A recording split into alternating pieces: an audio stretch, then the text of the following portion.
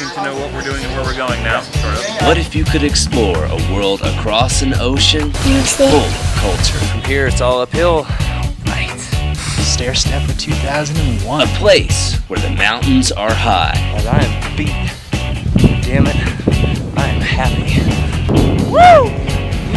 All the making great epic cocktail. In spring 2009, our team of 3 explored 23,390 foot Baruntse in Nepal. This is our story from the jungle to the heights of the Himalayas. Had one of our tentpoles snap. We are still stuck here in the Good Times Clubhouse at 21,500 feet. This is the best view we've had in a while. This is Ski the Himalayas, Baruntse 2009. Alright, we are right in the thick of it finally. Jon Miller is joining me. I'm Ben Clark, and this is our 5th episode of the Baruntse 2009 expedition at skithehimalayas.com. And here we are, here's some porters cruising out of a place called Kongma, a little town we just stayed in. We've finally gotten out of the jungle, we're now in the high country, and there's our partner Josh Butson. Oh yeah, what do you got, John? Yeah, man. We were excited because after days and days in the jungle, we were finally up kind of in the alpine zone.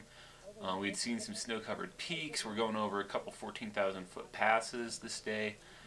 Shipton Pass. And it was just a great, great day.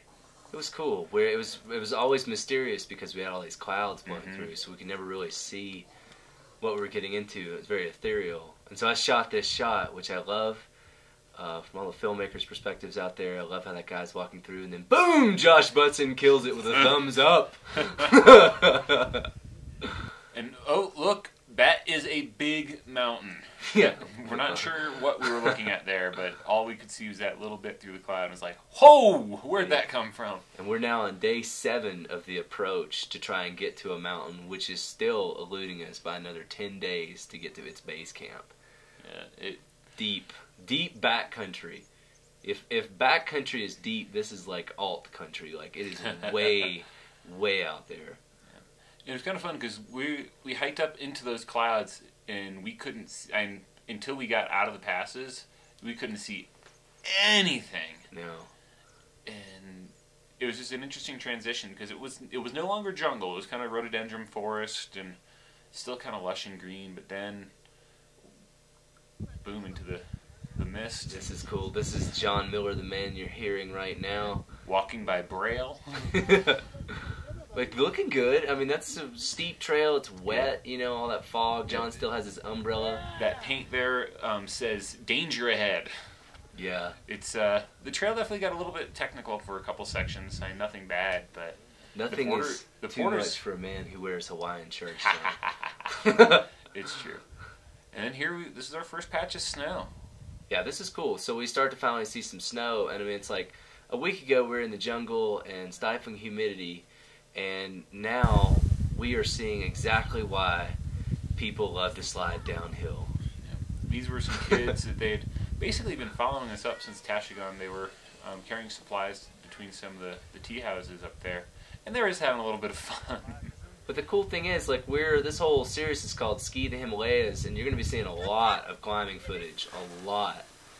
But, you know, people sometimes ask, why take skis if you're going over there to climb and already doing, you know, these technical climbs? And it's like, well, I mean, look, sliding downhill is fun. It is. I mean, gravity sports.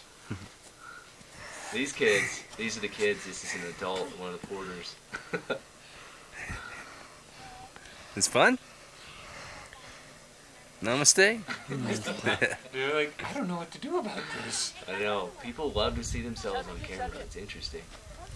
So this is our group of porters here, and some of these guys are permanent.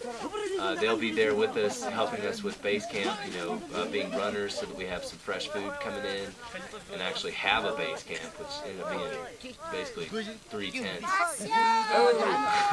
So that's Kule who just pushed Nima, and that's Shewang who just jumped into it. And Dorji's gonna do it too. Yeah, Dorji. Those are most of our cook staff right there. And you can tell they just had a horrible time. Oh yeah, I hate the job. Yeah, it's awesome. These guys were so much fun to hang out with. And made us feel so welcome to be in their country. Absolutely. And they were all from the Khumbu region. Every single one of them. So they had never been here, and it was just as much an adventure for them trying to suss out how to get around there as it was for us. Did he just throw his shoe?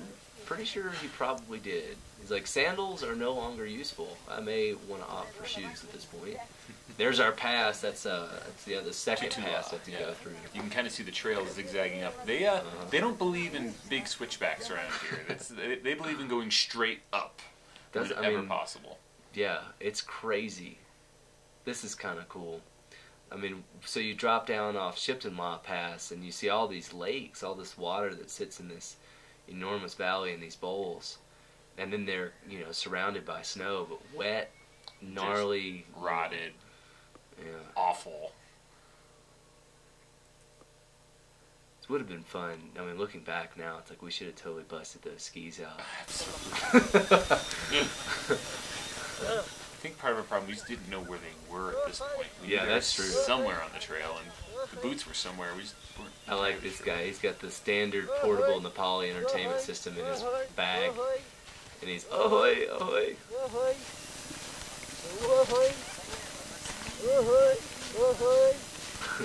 And it's something you never really quite getting used to is watching them carry those huge loads with a tump line across the forehead. And not a problem. Yeah. There's a little structure. So you occasionally see these little huts along the way for herders, yak herders, and for porters that are coming back from Makalu Base Camp. The whole reason this trail, essentially, these guys, I think a few of them may have been up on this trail before, but it goes from here to Makalu Base Camp, which is an 8,000 meter peak, a pretty popular one. And then you can actually connect up over into the Hunku Valley and over into the Khumbu Valley. But for all intents and purposes, we're just headed back to the Makalu Barun area for Baruntse at 23,390 feet. And this is the first frosty night we're going to see, and this is now day 8 of the trek into that mountain. This is an interesting little campsite. It's a fairly new tea house structure, and just kind of right on that line between the alpine, and then it drops back down into the river valley below. And yeah, it was really cold. Yeah, but then it was really sunny and really hot, right here in this gully, this deep gully that you walk down, and you drop back down to 11,000 feet, I think. Yeah, if not lower. We lost so much elevation dropping down into basically all the way back down to the Arun River. Yeah, it is constant. This trail has a lot of up and down. You're going up and over passes through mountains continuously until you finally get to a certain U-shaped valley that'll be up here in a couple episodes. This is one of the classic where the map was confusing the living hell out of us, and we're just like, well, I guess we just keep following the trail and we'll get somewhere. Yeah, there's Gilu, our head chef, cook, hanging out on the left there. There's John, Malin, and Josh hiking up. And here over on the right in a moment, you finally understand what we're talking about. There are actually large peaks in Nepal, if you can believe it. We got pretty excited because these are the first mountains that we could see that we knew that our mountain, Baruntse, was somewhere back there. But those were the peaks, the surrounding peaks. So we were getting pretty excited about seeing that. Yeah, and this valley was super windy. We finally have dropped down to the Barun River, and now this is the last time we have to start going up, and then we just go up all the way till the end. No more down. Yeah, there's no more dropping down, losing elevation, at least for extended periods of time. There is a moraine that comes up later that's pretty gnarly. So there's John. That's Makalu in the background, actually. 27,700 foot Makalu we're seeing for the first time, hiding out back there. You can see the river is kind of white. It's all glacial mill. This is it's a glacial fed river, so it's just all the rock dust getting ground out of it. This is our trail. As we got into this valley, this was the valley of waterfalls that we desperately hope. Look at that thing. There is 15 plus, just 3,000 plus foot waterfalls. Huge. I mean, if you're an ice climber or you want to be, wink wink, here's a spot. email us. We'll let you know. Lots of waterfalls. Boy, wonder what happens when it gets cold there, John. I don't know. And you can see a couple over on the left side of the picture that were a little bit frozen up, snow and A lot of weather always coming through there. And in the winter, I would imagine with cold temperatures, it does okay. Now we see a true Olympic competition. International competition of these Nepali locals who we'll say we'll watch 3 of them, and then they challenge the man, the myth, the legend who joins me today, Jon Miller, to a duel.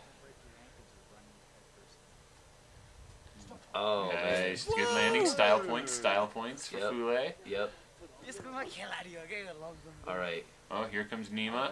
Yeah, Nima. Here he goes. Oh, the back seat. Yep. Where do you mark it? Is it where he lands, or is it where his butt lands? That's right. Now it's like there's Gilu smiling on the left, and Shewang, he says, now they know. Jon Miller. It's time. They're laughing. They're like, I don't know. Here's where he jumped from. Is that where you're jumping from? Josh thinks he can go further. Nima, who was in the back seat, says he's like, I can do it all the way back there. All right, this is it for posterity. Oh! You got distance. I got distance, and I nearly ran into the building. Yep. Sorry, I got a lot of torque on that jump. You find entertainment where it is, and yes. Yes. Woke up that morning to views like that, which you'll see more of in the episodes coming up. This is us packing up here and leaving another frosty environment for another frosty environment. Absolutely. Trail here, it's like a golf course, basically, with bushes. Arizonans, unite. This is a good place for a golf course. And here we have another one of those like random structures where there may be someone there to make some tea. You can't really sleep here, but it looks like up front you could probably camp there. Yeah. And we ran into some people. You can hear a conversation going on with them. A couple Kansans, I believe. Maybe another run. Okay. But yeah, small structure and a couple of them up there. This lady's hanging out, serving up some tea. And these guys, I mean, this is like basically better than probably sitting at the beach. Look at that peak, man. And that thing probably doesn't have a name. Yeah, and it's probably got some stuff that people haven't climbed on it. Most likely. If you're interested in that kind of thing, sort of weird activity. Yeah. All the tourists come up from Atlanta. Yep. And wearing jeans, skiing, smoking. A little bit of wind. Now you can see the antenna things coming off of the backpack. That was some bamboo. Yeah. We had been asking Dorji to get some bamboo to make wands, which we were going to use up in the glaciers earlier. And he was like, oh yeah, I'll get it. So when we got up into this temperate zone where we have not seen a bamboo plant in like 3 days, he's like, oh, bamboo! Runs off, comes back 20 minutes later with these huge piles of bamboo. We're like, where in the world did you find that? Yep. Guys, magic. Yeah. So what you're seeing now is, you saw some clouds kind of creeping up the valley there. That's a typical pattern. They continue to push forward throughout the expedition. Here you're actually looking at some of the peaks, the first sort of gates of the high Himalaya for the Makalu Barun region. And we don't know what any of these peaks were called. We just know they were large. Very large. You can see the glacier right in between the two peaks. There's a pass that kind of goes over that direction. Yeah. That we did not go anywhere near. But these things are like 21,000 feet high. Easily. And anywhere else in the world, these would be really big mountains. Yeah. In Nepal, they're just foothills. Yeah, they are the foothills to getting into the high Himalaya. But now this is that moraine. This is what's left from that glacier. Used to come all the way down. This is debris and rock that's moved over. All right, well, just behind me here, we've got quite a few big peaks. We've finally gotten almost to base camp, Makalu base camp. We're at about 15,000 feet right now, feeling pretty good. Josh and John are both moving really strong, and we are psyched because it's the second day in a row finally that we've gotten some sun, and it has been very, very wet most of the trip. We're still soaked in the morning get a lot of condensation in the tent. We still have some clouds moving in at night. But I'm super psyched because this is what I come for. Huge peaks like these are absolutely what the Himalayas are about, and we're right in the thick of it finally. Oh man, I'm psyched. Like, this is it. We're here. We're gonna have a good time. We're gonna climb. It's a good feeling the first time Yeah. you see some real mountains. You know, it's like you Absolute totally blast. get blown away. I think, and it's hard for me to contain my enthusiasm for it. But I'm gonna have to do that for another week. We're gonna have episode 6 coming out, and John, what do you think happens as we get higher? Does it get better? Oh, it gets better. Yeah, so I would definitely continue to stay tuned. We're gonna get out of this little valley, go to Maklu Base Camp, kiss the porters goodbye, and then it's gonna get crazy.